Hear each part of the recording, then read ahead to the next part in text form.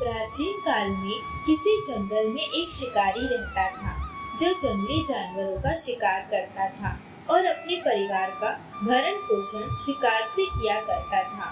एक बार शिवरात्रि के दिन जब शिकारी शिकार के लिए निकला तो संयोगवश पूरे दिन खोजने के बाद भी उसे कोई शिकार न मिला। इस प्रकार दिन भर भूखे प्यासे शिकारी का शिवरात्रि का व्रत हो गया। उसके बच्चे, पत्नी एवं माता पिता को भूखा रहना पड़ेगा, इस बात से वह चिंतित था। सूर्यास्त होने पर वह एक जलाशय के समीप गया और घाट के किनारे पेड़ पर थोड़ा सा पीने के लिए पानी लेकर चढ़ गया, क्योंकि उसे पूरी उम्मीद थी कि कोई न कोई जानवर अपनी प्यास बुझाने के लिए वहां जरूर आएगा।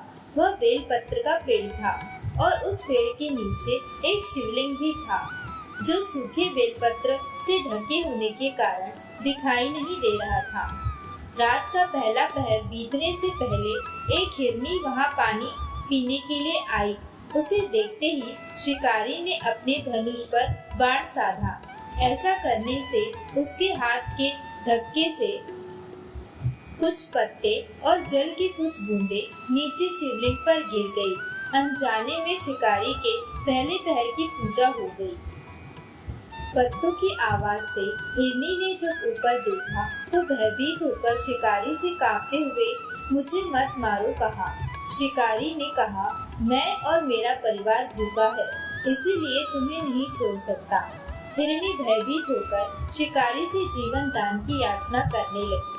बोली, मेरे छोटे छोटे बच्चे हैं और मेरे वापस लौटने का इंतजार कर रहे हैं। मैं उन्हें अपने पति को सौंप आऊं तो मुझे मार देना। मुझ पर विश्वास करो, मैं शीघ्र ही लौट आऊंगी।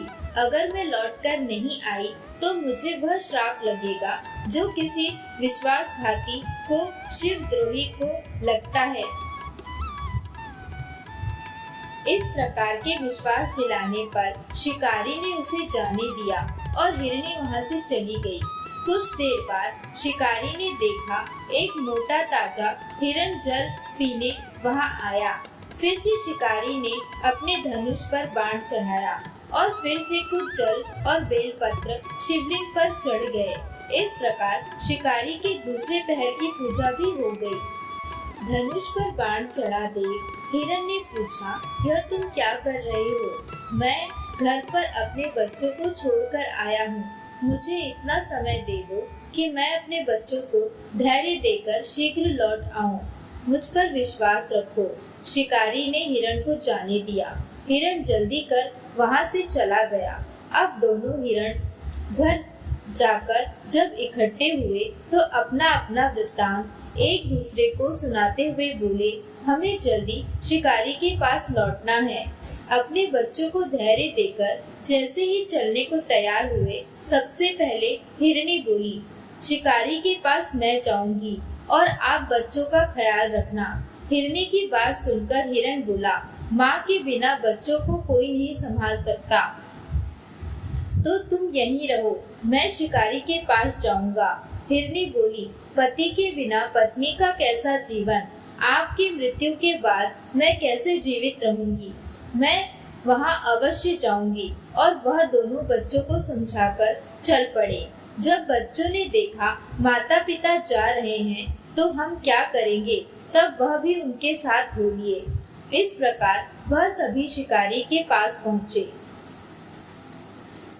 उन्हें देखकर शिकारी ने झट से धनुष पर बाण चढ़ाया, जिससे फिर कुछ बेलपत्र और जल शिवलिंग पर चढ़ गए, जिससे शिकारी के तीसरे पहर की पूजा भी हो गई।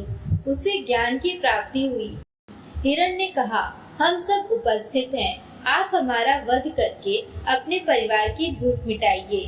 तब भगवान शिव की कृपा से वह सोचने लगा, मुझसे तो यह अज्ञानी पशु ही धन्य है, जो कि परोपकार परायण होकर अपना शरीर दे रहे हैं, और मैं मनुष्य जन्म पाकर भी हत्यारा बन चुका हूँ। यह सोचकर शिकारी बोला, तुम सभी धन्य हो, तुम्हारा जीवन सफल है। जाओ, मैं तुम्हें नहीं मारता, तुम निर्भय होकर यहाँ से जाओ। शिकारी के ऐसा कहते ही स्वयं भोलेनाथ वहां प्रकट हुए और बोले, मैं तुमसे प्रसन्न हूँ, मन चाहा वर मांगो। यह सुनकर शिकारी भोलेनाथ के चरणों में गिर पड़ा, आंखों से नीर बहने लगी। भगवान शंकर ने उसे सुख समृद्धि का वरदान देकर गुरु नाम प्रदान किया।